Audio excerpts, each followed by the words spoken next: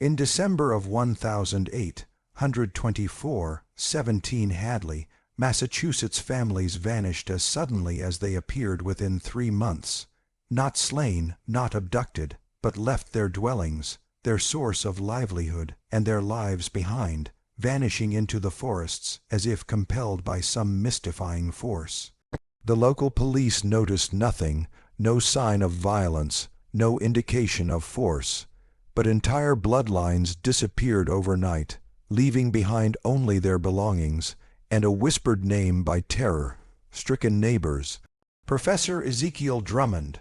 What the authorities found in his personal study would turn everything upside down that they believed they knew about the human mind, and what they chose to conceal would haunt Massachusetts for centuries. The 1824 science had no vocabulary for what Drummond was now becoming, no explanation for his methods, and no way of comprehending the systematic weakening of human will he had learned. Before we continue with the story of Professor Ezekiel Drummond and the families who voluntarily marched to nowhere, make sure to subscribe to never miss stories like this, and let us know in the comments where you're listening from. We like to hear from you, our readers across America. What had actually happened in Hadley that winter was hidden away in official records for decades, the province of mass hysteria by a science too primitive to understand the blackest aspect of human manipulation. Hadley, Massachusetts in 1824 was a rich agricultural town of 800 residents located in the fertile Connecticut River Valley, where tobacco and corn grew tall in the productive alluvium. The town had been established in 1659 by Puritan settlers, and by the early 19th century it had evolved into one of western Massachusetts' most prosperous farming communities. The main thoroughfare King Street was lined with well-maintained colonial houses, their white clapper siding and black shutters reflecting the orderly prosperity that defined New England village life. The town boasted 2 churches.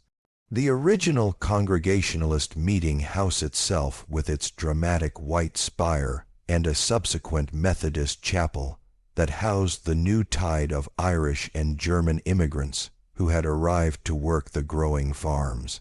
The Congregationalist Church, to which Reverend Moses Kingsley had preached for 23 years, gave sermons that blended Calvinist theology with the needs of the farming community.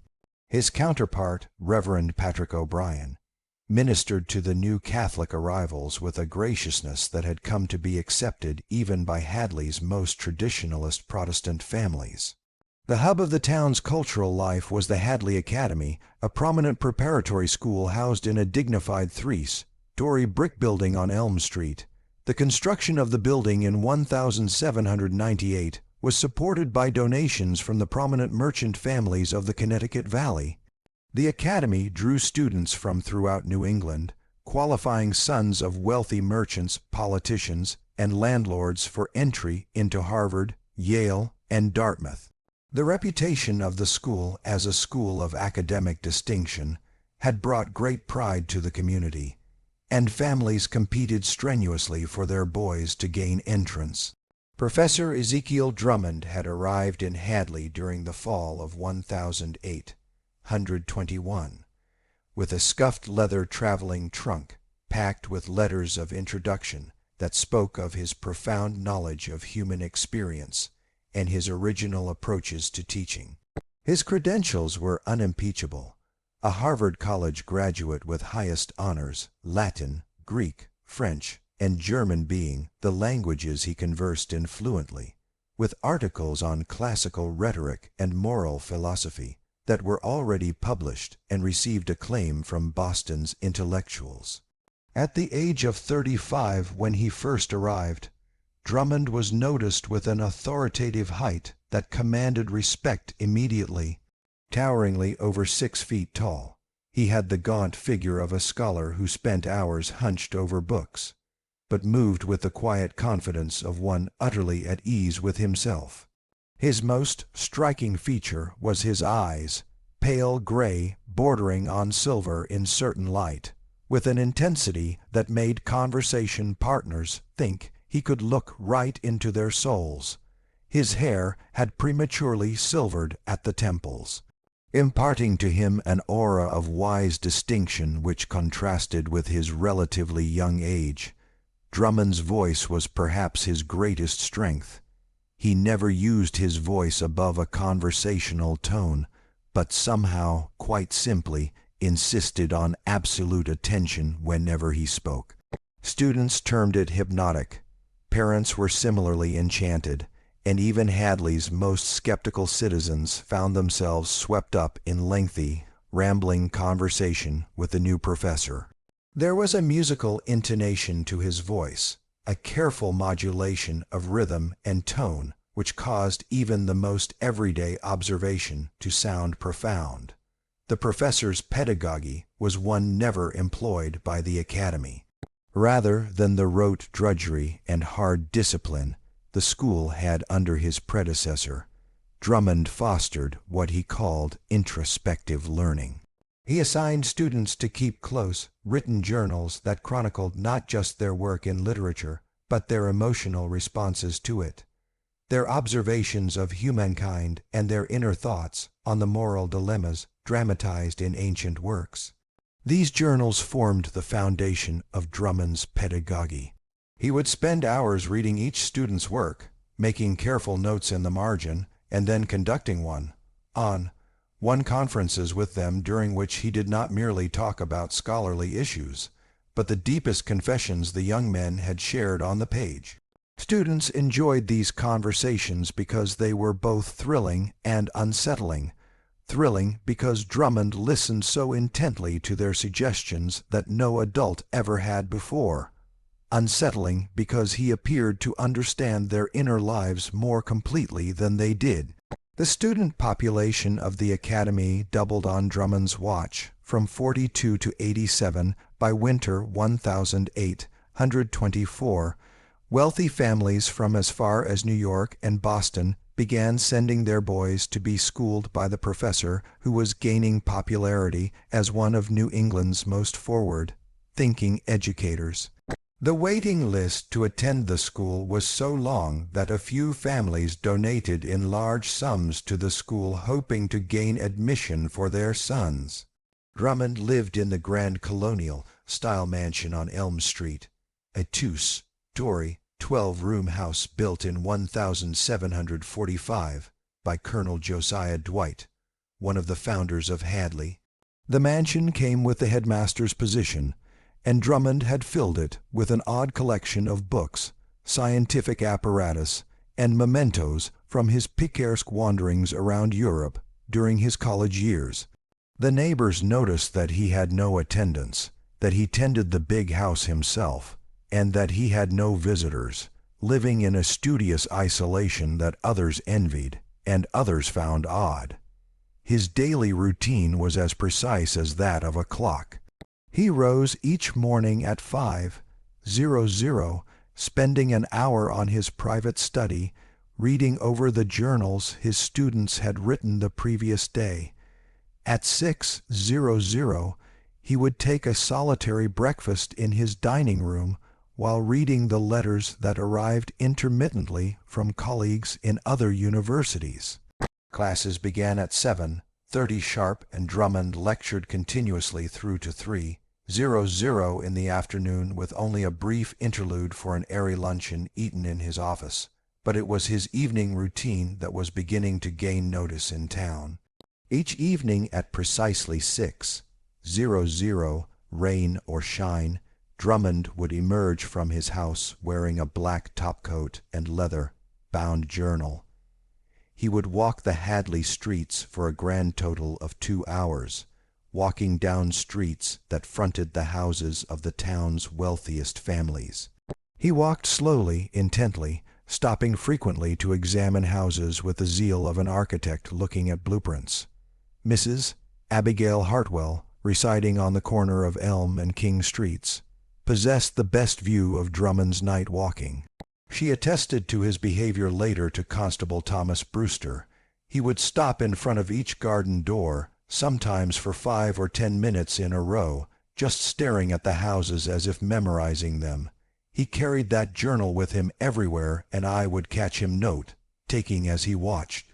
One day I inquired of him what he was writing, and he smiled with an odd grin on his face and told me he was making anthropological observations, watching the way people lived in their natural environment.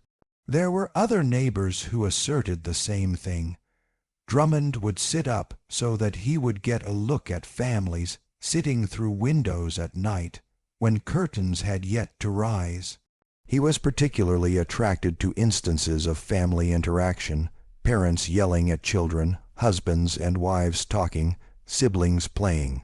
His attention was so intense and sustained that several residents had already begun to draw their curtains earlier in the evening, disliking being observed by him. When confronted with demands for explanation of these observations by anxious parents, Drummond would turn aside with professorially sounding rationalization about his interest in domestic anthropology and rural social community dynamics. He spoke of writing a treatise on the lives of American families that would be a contribution to the new field of social philosophy. His reports were always believable, done in such intellectual seriousness that doubt seemed foolish for questioning that which was obviously legitimate scholarly research. The winter of 1,824 arrived early and with unseasonable severity. Snow began to fall during late November and continued in a fitful manner throughout December, covering the region to depths recalled only by grandparents and great-grandparents. In January, drifts piled up to second-story windows of most houses, and Connecticut River froze hard for the first time since the bitter winter of 1798. The unusual chill forced families to rely heavily on stored-up provisions and neighborly help, creating a sense of closeness and vulnerability that would prove central to events soon unfolding. It was during this period of forced intimacy and dependence that Professor Drummond began employing the methods he had been developing since his arrival in Hadley. The long, dark winter nights, the closed windows, the warm family gatherings around fires, all provided perfect conditions for methodical observation and psychological charting that would serve as the groundwork for his most wicked work. The Chamberlains disappeared first. Samuel, a successful grain dealer whose warehouses served farmers across the Connecticut Valley, his wife Mercy, and their 3 children, Benjamin, who was 12, Sarah 9, and small Thomas, only 6 years old.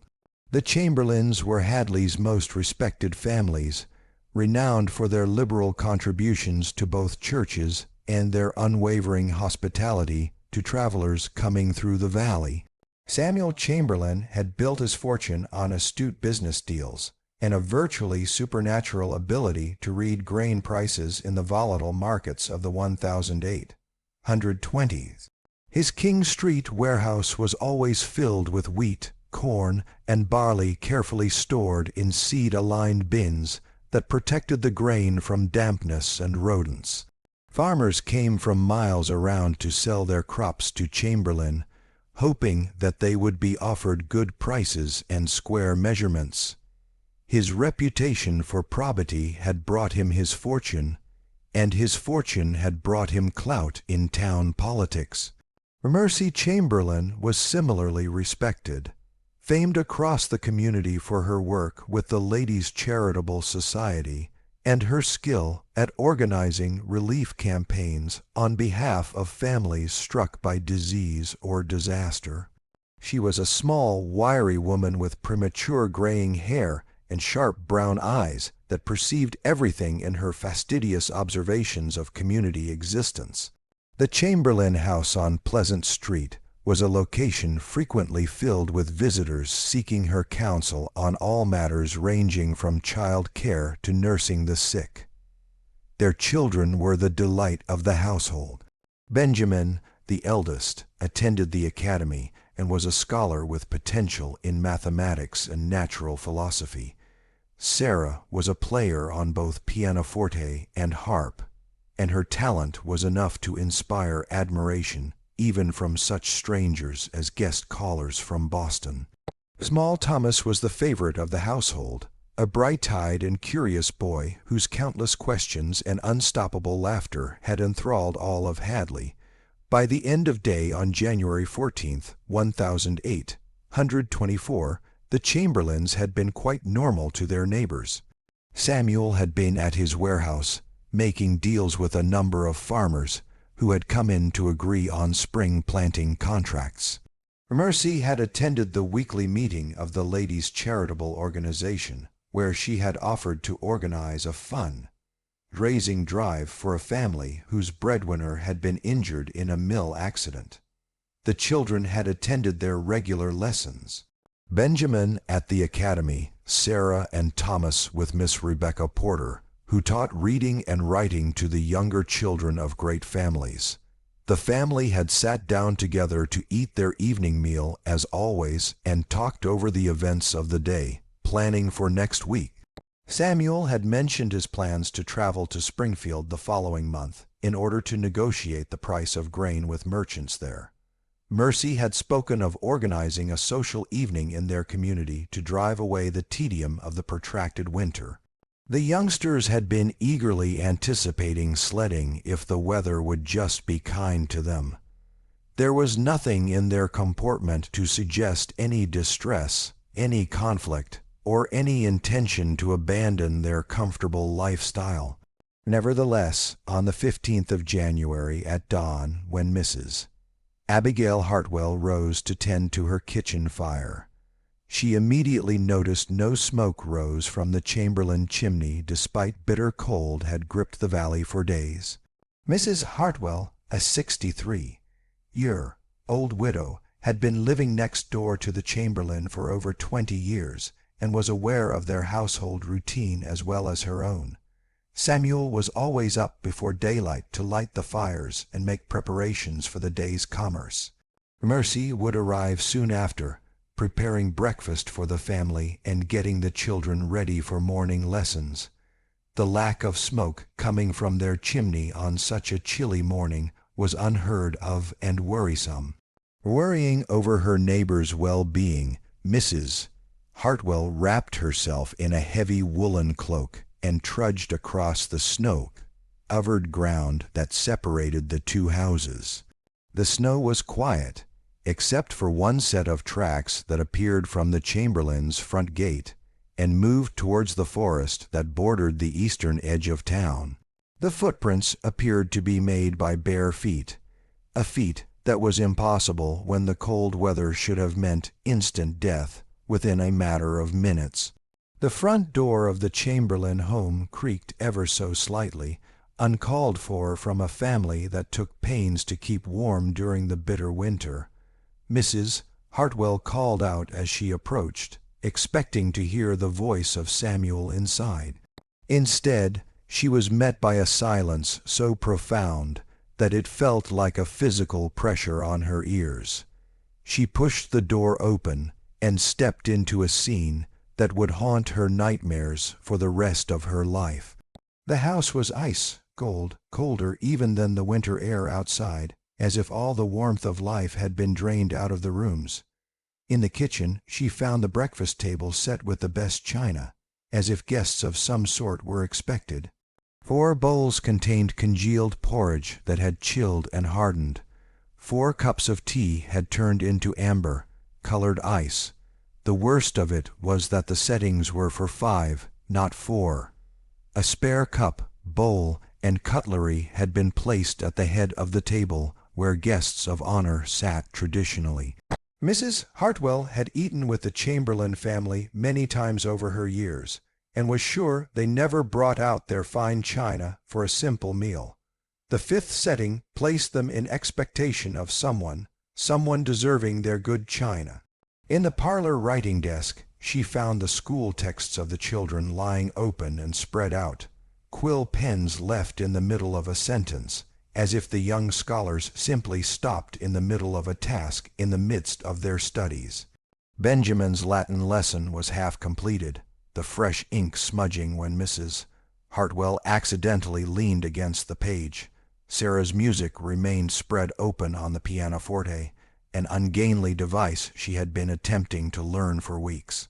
Little Thomas's wooden toys were scattered on the floor in the very pattern of an unfinished game, not abandoned. Most mysteriously, the family's winter attire hung neatly on hooks beside the front door. Coarse woolen overcoats, fur-lined gloves, knitted scarves, and sturdy leather boots, all protective where necessary in order to stay alive in the biting January cold, remained indoors. If the Chamberlains had left voluntarily, they had gone out into temperatures that would kill a human being exposed unsheltered within an hour, wearing nothing more than their indoor attire. Mrs.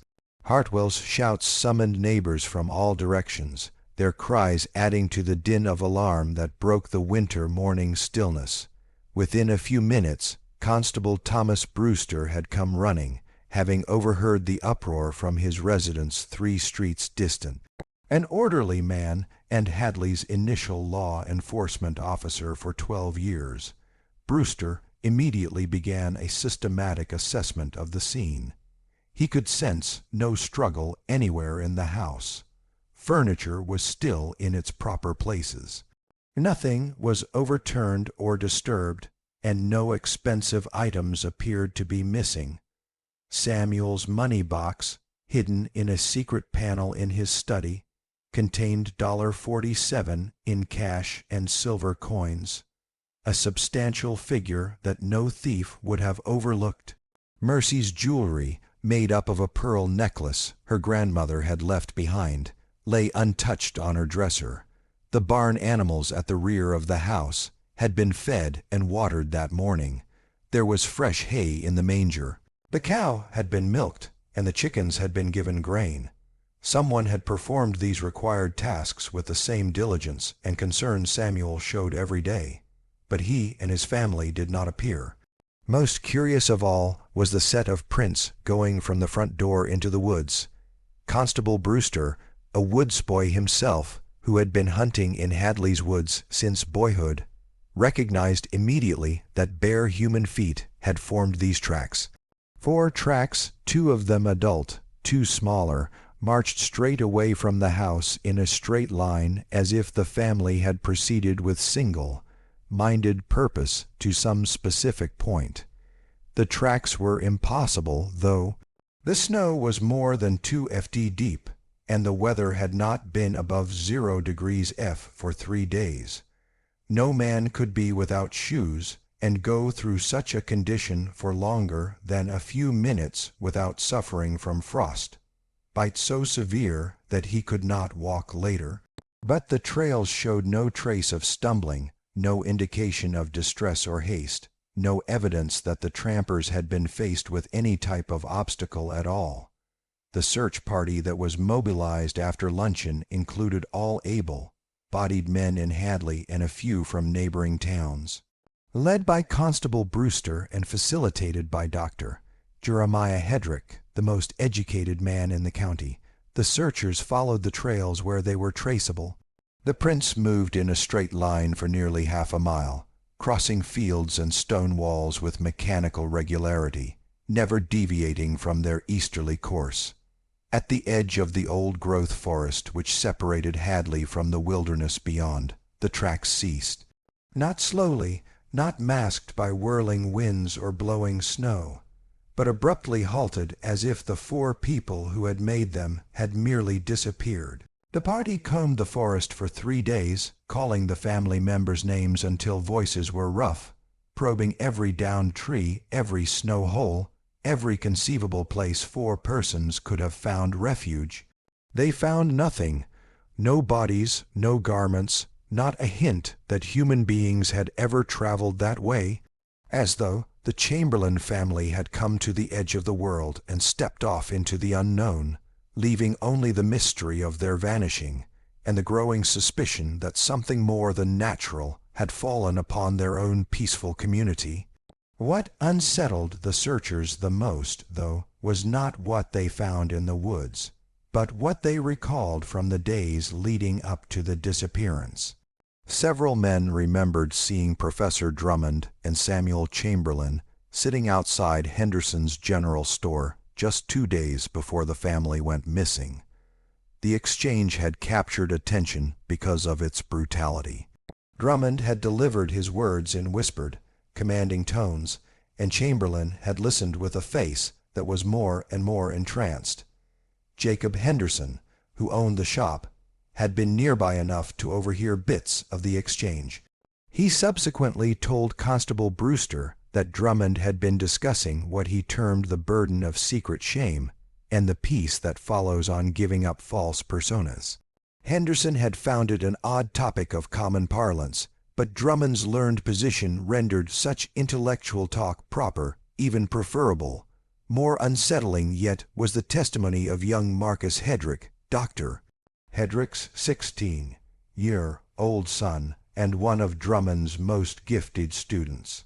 Marcus had discovered that Professor Drummond had given his advanced students a new kind of essay, in-depth character studies of a family member of their own, on what he referred to as moments of moral compromise and inner struggles with conscience. Benjamin Chamberlain had been extremely interested in this project, Marcus recalled. He spent hours poring through the Academy's library for information about his family background and interviewing elderly relatives about events that occurred in the early days of his parents. His most recent essay, which he had submitted to Professor Drummond only a week prior to the vanishing, had allegedly contained information about his father's business ventures that Benjamin averred would explain why father seemed so upset sometimes during prayer times. When Constable Brewster requested to view Benjamin's essay, Professor Drummond asserted that all student work was confidential and to release it without permission would be a breach of the trust involved with his teaching style. The motive was reasonable, the refusal courteous but firm, and Brewster lacked any legal authority to demand access to coursework. But the coincidence disturbed the majority of the population. Professor Drummond had gained personal familiarity with the Chamberlain family's personal lives via his students' assignment, had discussed shame and masked identity at length with Samuel in a heated philosophical debate, and next thing they knew, the entire family was vanished without leaving behind a word. The connections seemed to be straightforward, yet any perpetration of wrongdoing was impossible to establish when no wrongdoing had been committed that anyone could identify.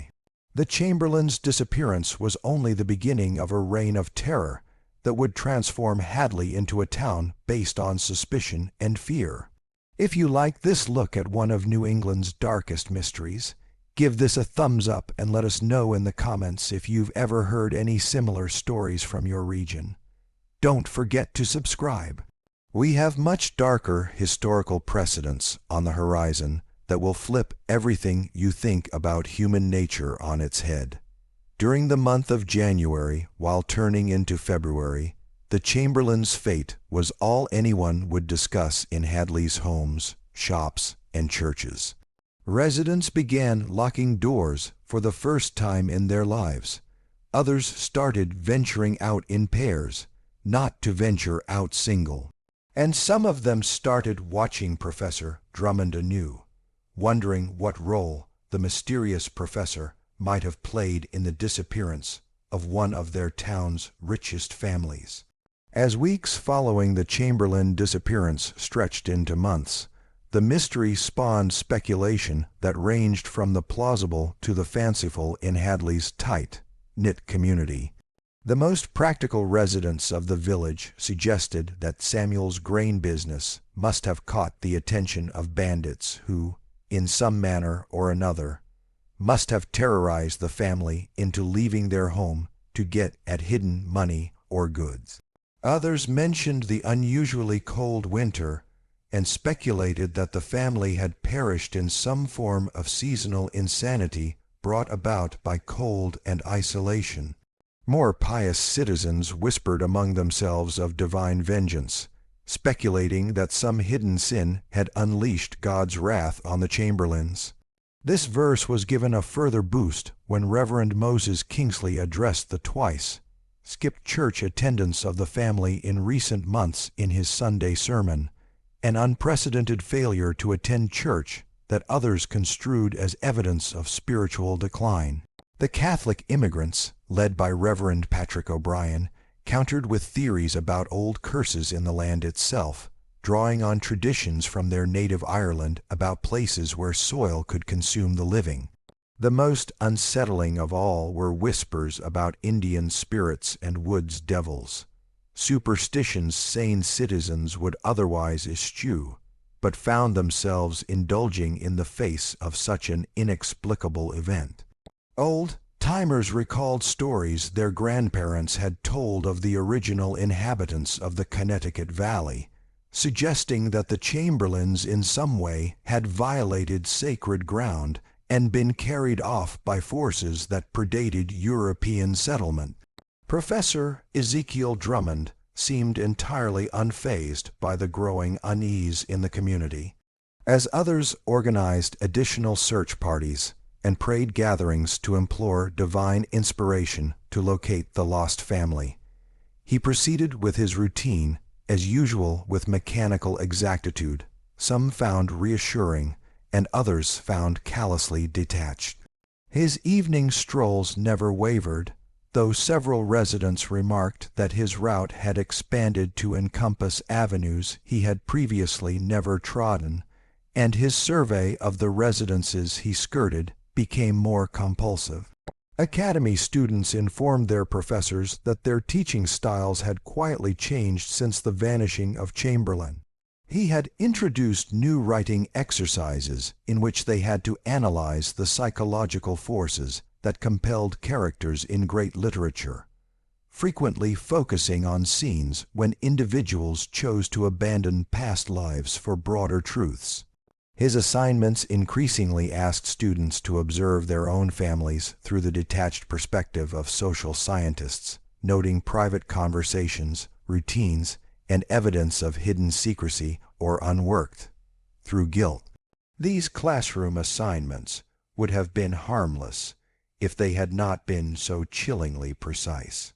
Professor Drummond had assigned his students to identify which family members seemed to be most burdened by personal shame, which seemed to be hiding something from the rest of the household, and which were exhibiting signs of what he termed psychological fragility when faced with stress.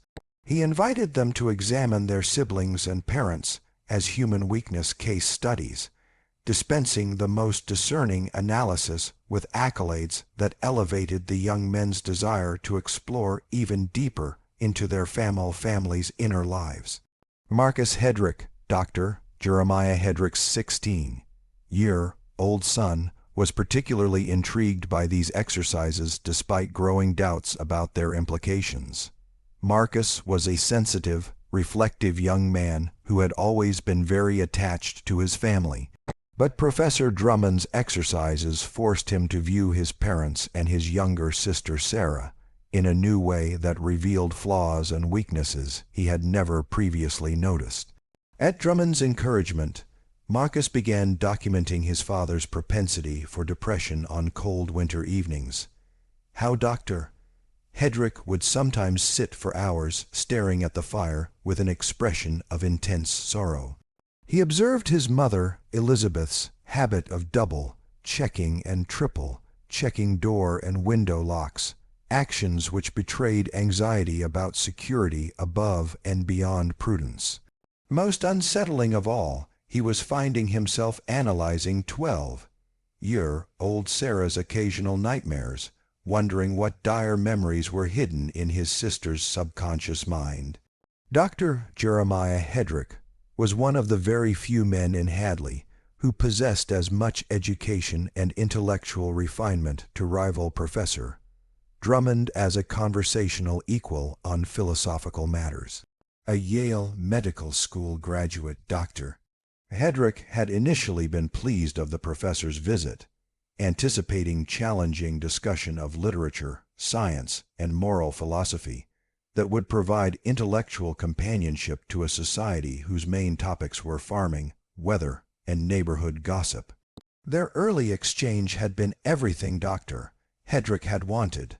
Professor Drummond proved to be incredibly well-read, multilingual, and adept at discoursing on highly complex topics, ranging from European political theory through to the advanced breakthroughs of medical science. He was especially interested in learning about Dr. Hedrick's knowledge of human anatomy and physiology, and posed very searching questions on how physical and mental conditions were interrelated, that displayed a very real appreciation of the new discoveries concerning mind and body. But as they talked on through fall and winter, Dr. Hedrick came to notice disquieting patterns in the mind of Drummond. The professor was obsessed with human weakness and vulnerability, always pushing the discussion towards such topics as psychological manipulation, the breaking point of human tolerance, and how one human might gain absolute control of another's will. He spoke of such things not with the detached coolness of a scholar, but with such passion that it almost tipped over into excitement. Most foreboding was Drummond's apparently intimate familiarity with facts about families everywhere in Hadley.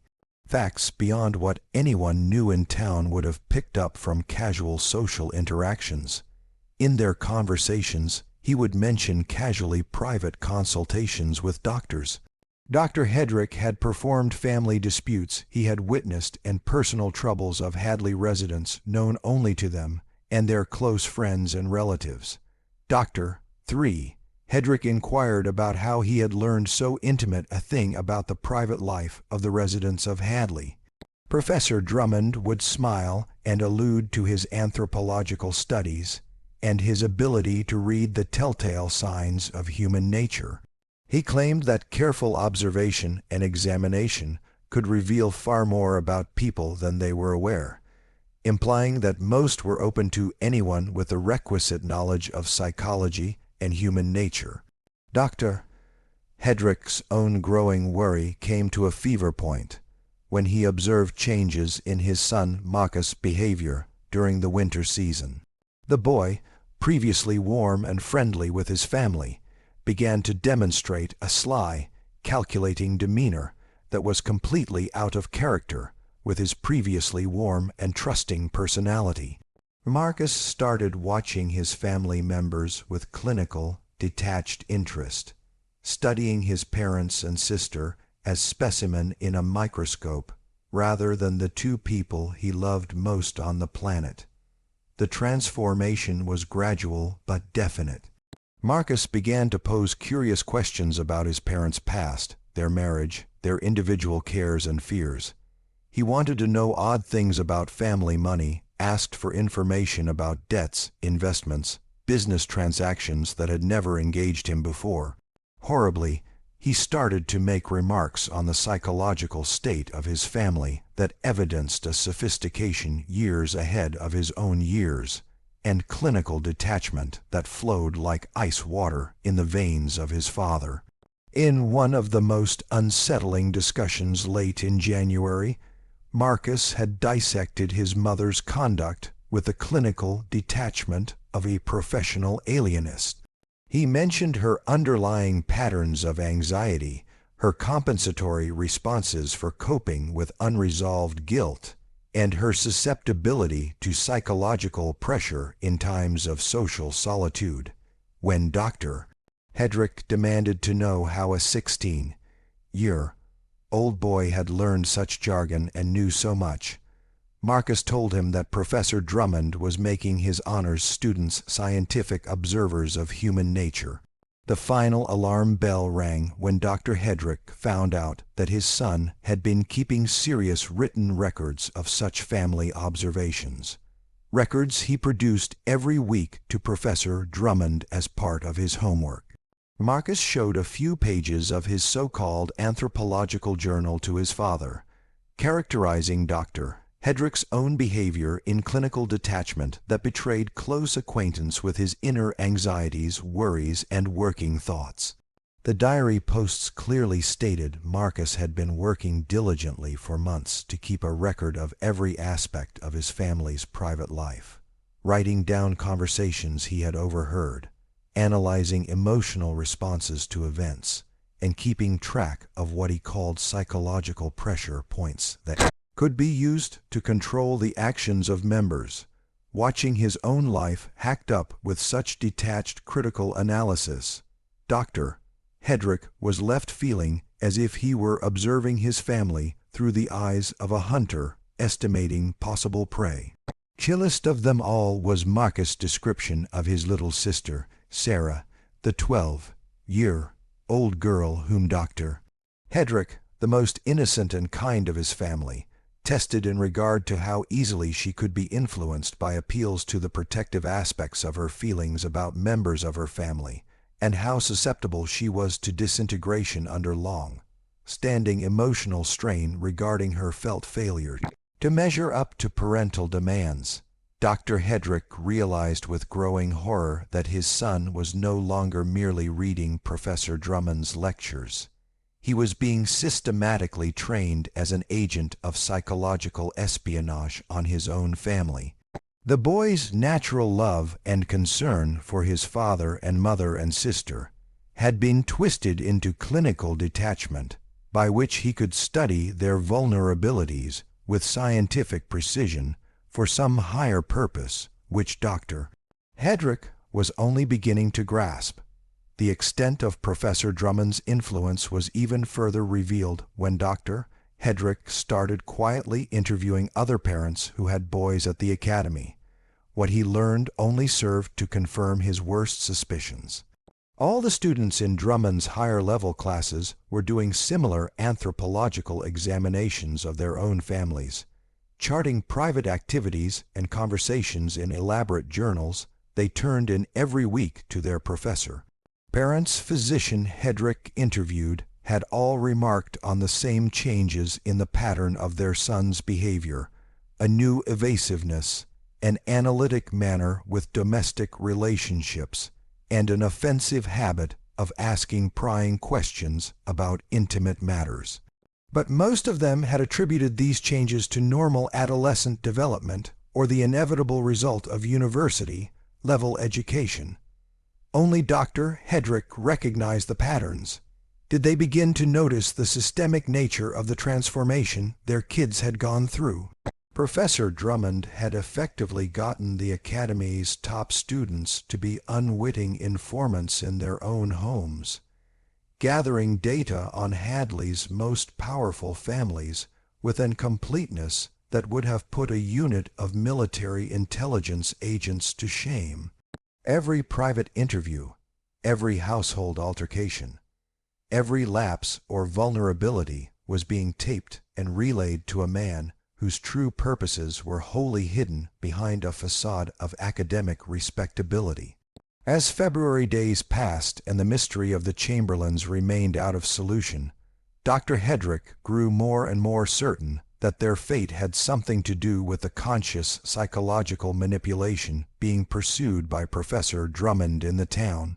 The professor's complete knowledge of family business operations, topped with his apparent ability to shape student conduct so compellingly, suggested powers well beyond the usual range of pedagogic techniques. But understanding the scope of Drummond's operations and making any connection to the Chamberlain vanishing were two quite different assignments. There were no statutes in 1824 under which to prosecute the tampering with the mind or systematic gathering of personal information.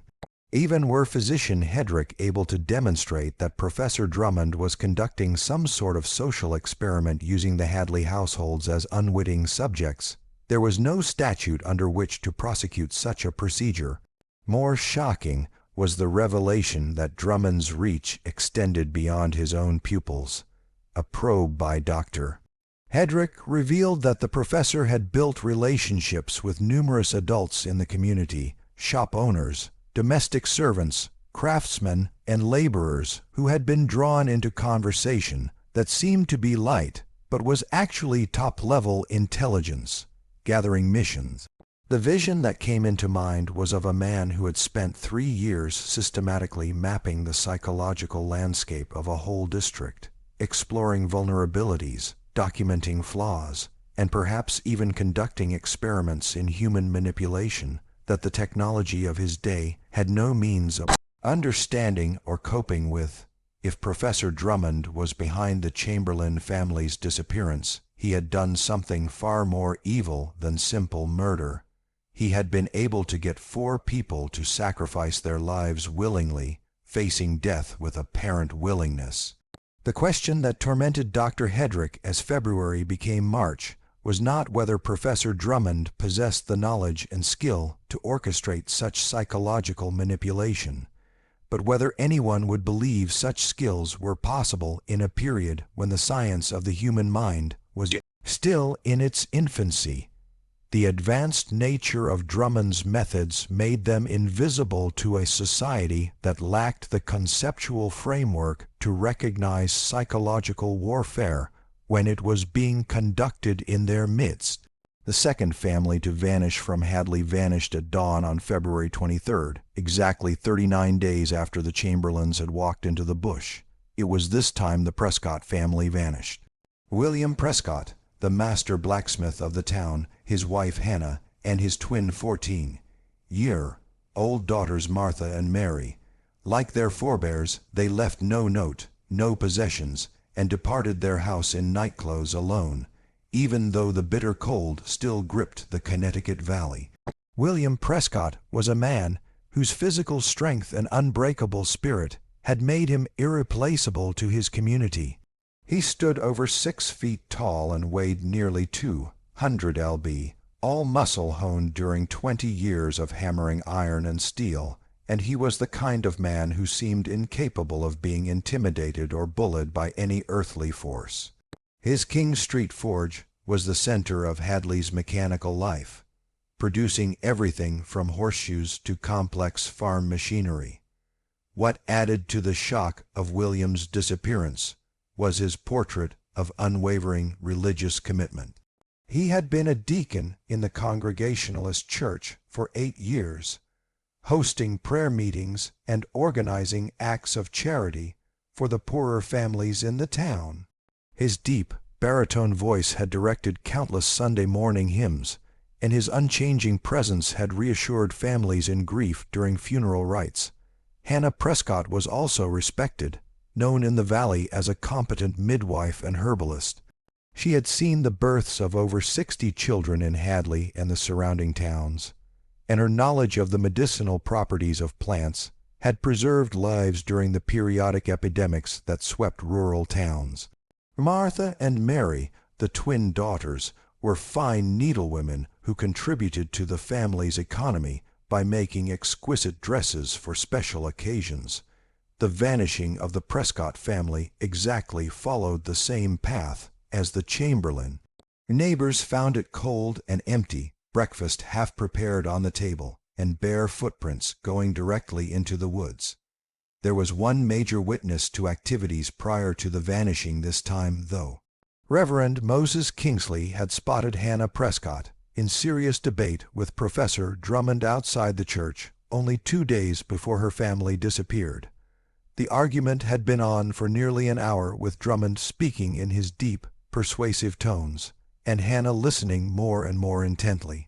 Reverend Kingsley went on to describe her face as being altered, no longer the practical, no-nonsense woman he had known for so long, but one undergoing what appeared to be a profound spiritual epiphany. The investigation by Dr. Hedrick established that William Prescott had also been called upon by Professor Drummond to his forge. Under cover of ordering some metalwork on the Academy's behalf, Drummond had been discussing philosophical matters with the blacksmith involving guilt, redemption, and the burden of hidden shame. These conversations had apparently left William in an extreme state of agitation, to the point of depriving him of sleep on long nights, poring over his Bible with abnormally intense fervor. The pattern was developing, and it appalled Dr. Hedrick. Professor Drummond was systematically selecting homes utilizing intelligence gained through his network of student informants to identify specific psychological vulnerabilities, and then exploiting those vulnerabilities through carefully managed conversations to somehow induce entire families to give up their lives willingly. Before early March came, Dr. Hedrick had discovered the full reach of Professor Drummond's intelligence network through careful research that uncovered a surveillance network more complex than he could ever have imagined. The professor had trained informants at all levels of Hadley society, from household servants who overheard private family conversation to shop owners who observed customers' behavior and purchasing patterns. Each informant believed they alone were doing so. Each felt specially privileged in their observations of human nature. Mrs. Prudence Wakefield, the aged widow housekeeper who served a number of households, provided the most damning testimony while recuperating from a bad fever that had loosened her tongue. She said that Professor Drummond had visited her in the last October, following the first hard frost, and was paying her for what he described as anthropological notes about the household she served. What had begun as innocent details, who visited whom, what one ate, what letters arrived, had over time grown into habitual snooping, centering on the most intimate activities of private life. He has a manner of inducing you to confide everything in him, Mrs. Wakefield confessed to Dr. Hedrick, her hands trembling recalling their once-a-month appointments. He would sit in that lovely parlor of his, serving tea and speaking to me as if I was an educated woman whose opinion mattered. He asked such sensitive questions about human behavior that I thought my observations were ginormously important scientific discoveries. And before you know what's going to get you, you've revealed secrets that can kill the very people who are entrusting their deepest moments into your care. The net spread much wider than family servants. Dr. Hedrick discovered Tom Patterson, 17-year-old stable boy who worked with horses all over the town, was reporting spats between husbands and wives he had heard while working on their animals. Sarah Mills, a home-based seamstress who serviced clients privately in the home to mend and adjust, chronicled family financial struggles revealed through mending orders over new garments.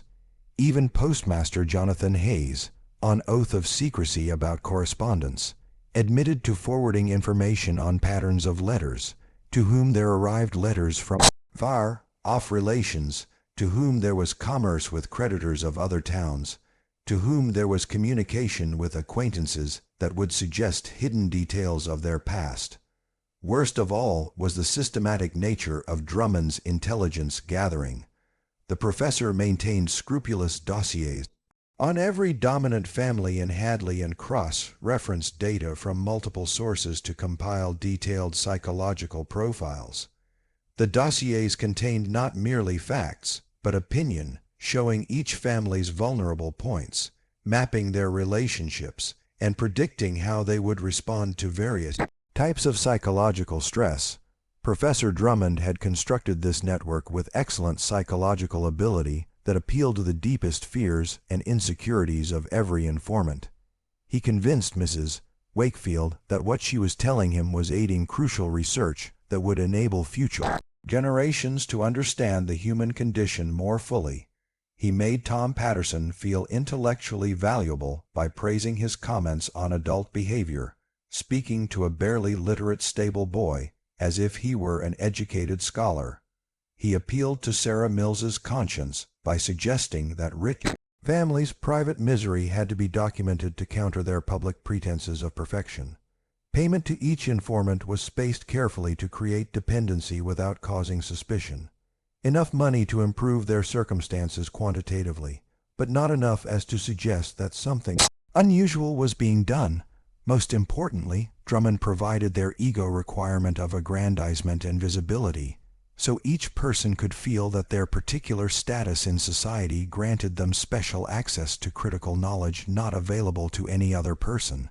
The third family disappearance occurred on March Roman II, as always to the now familiar pattern, but with a bit more information which attested to the sophisticated methods of Drummond. The family of Cornelius, Jonathan, a wealthy merchant, his wife Ruth, and their 15-year Old son Timothy went missing after Jonathan had spent weeks in increasingly desperate arguments with Professor Drummond over what the professor had called the burden of inherited guilt.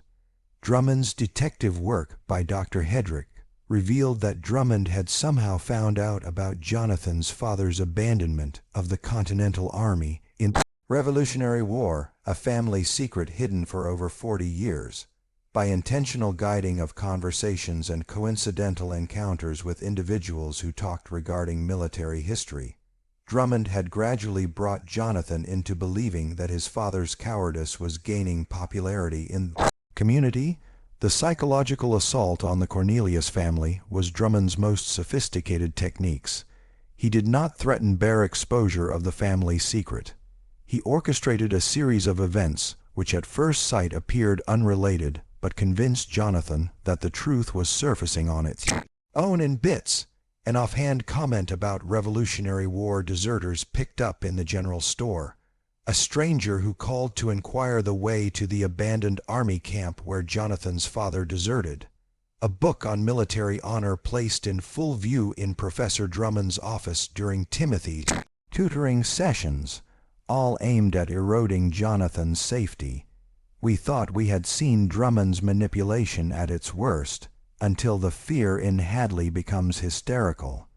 If this story is making you shiver, share this video with a friend who loves sinister mysteries.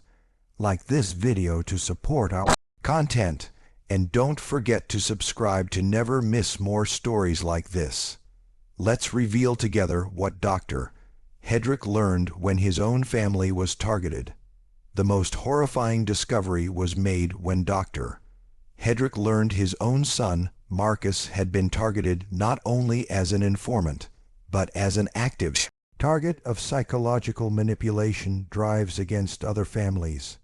Marcus discovered that Professor Drummond had begun to instruct some of the students in what he called social influence skills, how to recognize psychological vulnerabilities in others, and how to exploit the vulnerabilities in furtherance of what he called anthropological research objectives. Marcus described assignments far beyond observation. He and other senior students were assigned to engage some members of the community in a manner which was designed to probe into psychological weaknesses, introduce ideas that would give rise to anxiety or self-doubt, and then to report back how their subjects responded to such social pressure. They were being trained to be junior manipulators, how to apply human psychology to get what they wanted as a front for academic studies. The confrontation test that would give away Professor Drummond's true methods happened when Dr. Hedrick discovered his son preparing to give a report that involved information regarding a family secret so damaging that it would destroy the Hedricks' reputation in the community for all time. The report documented Dr. Hedrick's own battle with L-dinam. Addiction was a result of his days in medical school, when he had been taking the opium-based drug to alleviate severe headaches, and discreetly kept it hidden from his patients and family for over 10 years. Marcus somehow came to the conclusion that his father was addicted through the systematic observation skills Professor Drummond had taught him. The clues were soft but undeniable. The slight shake in Dr. Hedrick's hands during certain morning hours when his supply was low, his defensive reactions when patients questioned his use of pain drugs, his tendency to drive long distances to Boston at those times when his local supply was low. "How did you know this?" Dr. Hedrick demanded, visiting his son in the middle of the night in his study. "How could you possibly have known something I've kept secret from everyone, even your mother?" Marcus' reply made his father's skin crawl. "Professor Drummond taught us how every human weakness leaves traces to be read by those trained to see them. He taught us how to map behavior patterns, how to identify the physical cues of various types of guilt and shame, how to construct psychological profiles through close observation. Father, I can read you like a doctor's textbook because he taught me exactly what to see." The clinical aloofness of the boy was more disturbing than any accusation or wrath could have been. Marcus described his father's addiction in the same clinical analysis he might hold over a chemistry experiment, listing symptoms and behaviors without showing any glimmer of awareness that he was destroying the love and trust which had marked their relationship for 16 years. Further questioning elicited the complete scope of Professor Drummond's training program. Some were taught to be human microscopes who could detect the slightest sign of psychological vulnerability in individuals they met. Beyond that, they were taught how to take the advantage of such vulnerabilities, how to frame questions to get people to respond candidly, how to frame ideas which would induce self-doubt, how to employ social interactions to maximize their target emotions of isolation and shame. Marcus found that Professor Drummond possessed what he called his psychological atlas, a grand manual containing the precise strategies for dismantling any individual's psychological defenses. The atlas contained in-depth case studies from Drummond's practice in other communities, step-by-step instructions, locating and using psychological pressure points, and theoretical frameworks for decoding human manipulation that were decades ahead of any published scientific knowledge. He provided us with previews of it at our master seminars. Marcus explained with the zeal of a devoted pupil. The atlas documents how any person could be reduced to his simplest vulnerabilities if you understand the right techniques. On top of that, he's shown us how human belief is infinitely malleable, that any individual can be convinced to turn their back on his previous existence if the proper psychological pressure is applied with sufficient expertise and stamina. The most horrific revelation was that Professor Drummond did not just study human susceptibility. He actually created it through his network of informers and student spies. He orchestrated intricate situations that coerced individuals into moral trade-offs, then used evidence of the same trade-offs to further make them more psychologically susceptible. He had bills for gambling due payable at times when they were least financially secure, ensured previous romantic indiscretions were inadvertently revealed to spouses, and orchestrated social situations where people were boxed into decisions they would come to regret. The Chamberlain, the Prescotts, Cornelius family, none of whom were random victims. Marcus continued, his voice one that made Dr. Hedrick's stomach roll with anticipation. They were highly selected test subjects for procedures Professor Drummond had been developing for years. Each family was a unique psychological profile, a unique set of vulnerabilities that led him to test and refine his methods of manipulation. Dr. Hedrick demanded to see results Marcus had been reporting, and what he read had convinced him that his son had been privately documenting all the aspects of their family's private life for several months. The accounts comprised private details concerning Dr. Hedrick's medical practice, his marriage to his wife, Elizabeth, his concerns about their financial prospects, and his personal fears concerning his professional reputation. Marcus had recorded conversations he had overheard, observed emotional responses to various family interactions, and established what he referred to as psychological pressure points that could be utilized to influence the behavior of each family member. Most appalling of all was Marcus' observation of his 12-year-old sister, Sarah. The report described her susceptibility to manipulation by temptation to apply her caregiving traits on behalf of family members and her probability for forced psychological disintegration under long-term emotional stress regarding her perceived failures in meeting parental expectations, reading his innocent daughter as a potential victim of mind manipulation. Dr. Hedrick seethed with rage so strong that it stretched his logical brain. "You've watched your own relatives like lab rats," Dr. Hedrick spat through a strained voice. "You've been videotaping our private lives, our weaknesses, our innermost moments, and mailing the whole thing to that monster. Don't you realize what you've done? Don't you know you've been helping him to plan our destruction?" Marcus' response revealed the full extent of his psychological conditioning. I've been helping on important scientific research that will advance human understanding of psychological behavior. We are instructed by Professor Drummond that sentiment and family loyalty stand between us and objective analysis.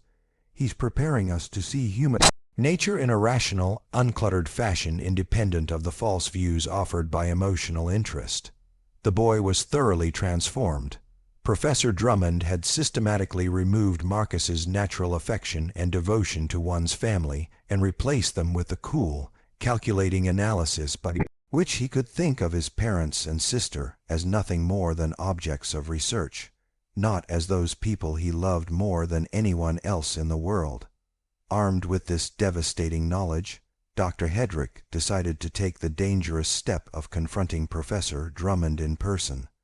That night of the 15th of March, he visited the professor's home armed with copies of the intelligence reports his son had been submitting, evidence of the organized psychological manipulation that was taking place in the community, and a pistol with bullets packed underneath his jacket. He was willing to do whatever would be necessary to stop the destruction of his community and of his family. Professor Drummond welcomed him into his tastefully decorated study, lined with leather-bound books and scientific equipment that spoke of scholastic respectability. But Dr. Hedrick now knew these symbols, what they really represented: a studiously crafted facade intended to conceal the activities of a man who had commercialized human pain as a science. "Dr. Hedrick," said Drummond with his usual calm smile, "I've been looking forward to this visit. Your son told me that you had found out about his school reports. I suppose you have some questions regarding the anthropological work we've been doing." The ensuing discussion unveiled Professor Drummond as something new in Dr. Hedrick's experience, a man who had combined great brains with complete absence of human feeling. Drummond did not care that he had destroyed the lives of the families that he had hurt. He recognized no sense of perception that what he had done was anything other than just pursuit of science. "You speak of these people as if they were wounded, Doctor," said Drummond, his pale eyes aglow with the light of the candle in an intensity that caused the flesh of Dr. Hedrick to creep. "But I have given them the greatest gift. Freedom from the dungeon of social deceit and unexamined shame. The Chamberlains, the Prescotts, the Cornelius clan, all departed lives built of lies and moral compromises. I simply helped them see that their masks had become unbearable burdens." When he was charged with murder by Dr. Hedrick, Professor Drummond chuckled with actual amusement. "Murder means there has to be a corpse. Doctor, I have accomplished something far more lovely. The complete annihilation of identity without violence, without coercion, without violating any of the laws your course system would recognize. I have shown that human belief is infinitely adaptable, that it can be made to relinquish the old and adopt the new if subjected to the correct psychological pressure in sufficient competence." Professor Drummond had stated that his Hadley experiment was only one part of a greater research undertaking by a loose organization of like-minded folk throughout New England and the world. They were experimenting and evolving techniques for psychological control in a methodical fashion, communicating their findings in coded letters and forming a complete picture of human susceptibility to the mind that was decades ahead of what official science had learned. "We are pioneers, Doctor, expanding frontiers of the human mind which official science is afraid to explore. The universities worry about dead languages and esoteric philosophy, as we are really doing research into the very nature of human consciousness.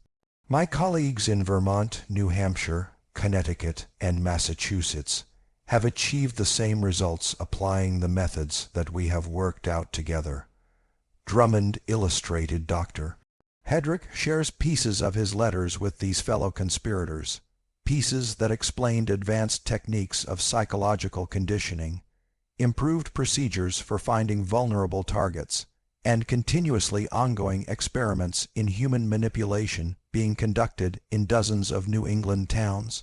The professor had not been an isolated madman, but rather a charter member of an underground organization dedicated to the construction of the science of psychological warfare. The human mind is far more malleable than people realize. Drummond described in scientific passion. The majority of individuals spend their entire lives without understanding their own psychological processes. They believe that their thoughts and choice are their own, never even imagining how vulnerable they are to being influenced by someone familiar with the proper techniques. I have merely recorded and codified what centuries ago charlatans and confidence men have understood intuitively. Dr. Hedrick recognized that any effort to publicly expose Professor Drummond by legal means would prove ineffective.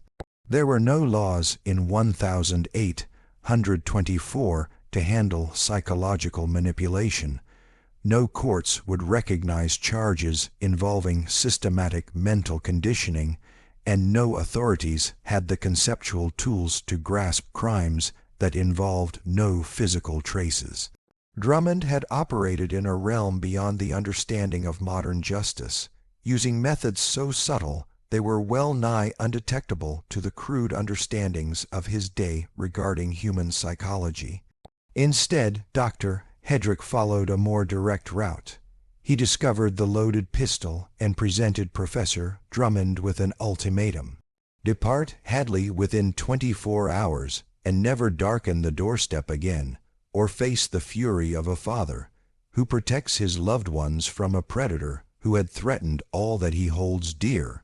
Professor Drummond agreed to depart, but not because he was afraid, because he was satisfied with his completed work. You've done me a kindness, Doctor, really.